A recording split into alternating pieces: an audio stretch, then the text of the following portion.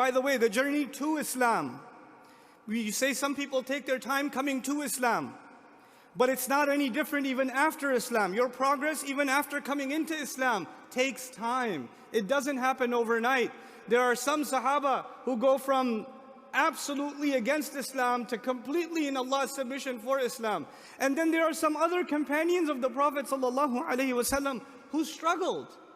They struggled. It was hard. It wasn't easy for them. It wasn't not every Sahabi was Abu Bakr as-Siddiq radiallahu ta'ala anhu. Not everyone was Umar bin al-Khattab radiallahu ta'ala anhu. They weren't. People were at different levels. Why do you think the best generation, the best of all generations, when the ayat came about alcohol, they came one time or in stages? They came in stages.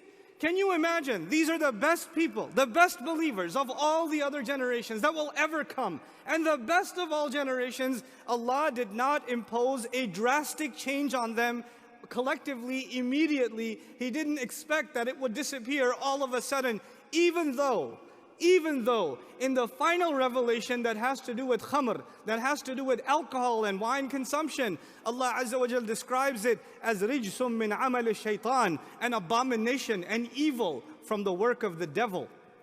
Now I want you to think about this. If alcohol has always been the work of the devil, even when Allah said, He didn't say it was haram yet, even then it was evil. Even then. Even when He said, at least don't be drunk when you what? When you pray. Even then it was still the work of who? The devil. But Allah didn't say it yet. It was too much to handle for some people.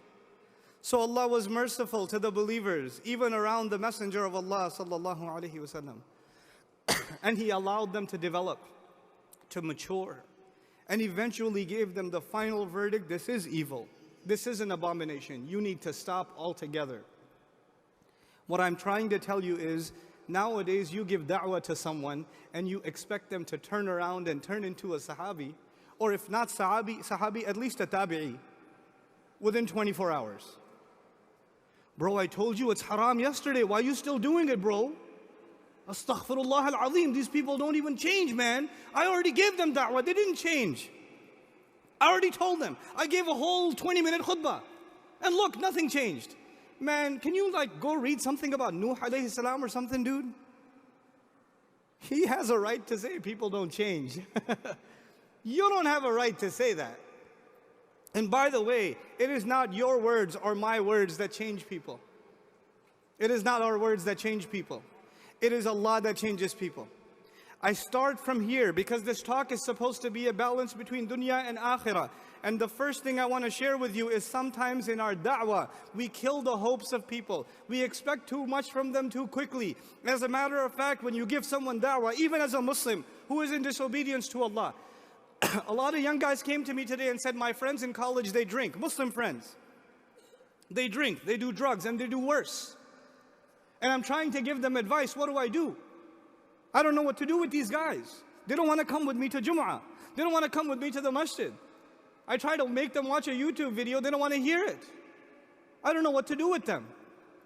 And you know what I say?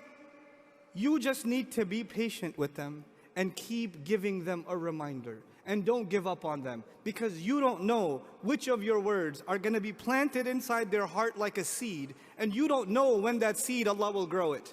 You don't know. Maybe it'll happen a year from now that the words you said to them click. Maybe it'll happen 10 years from now. Maybe it'll happen overnight. That is not up to us.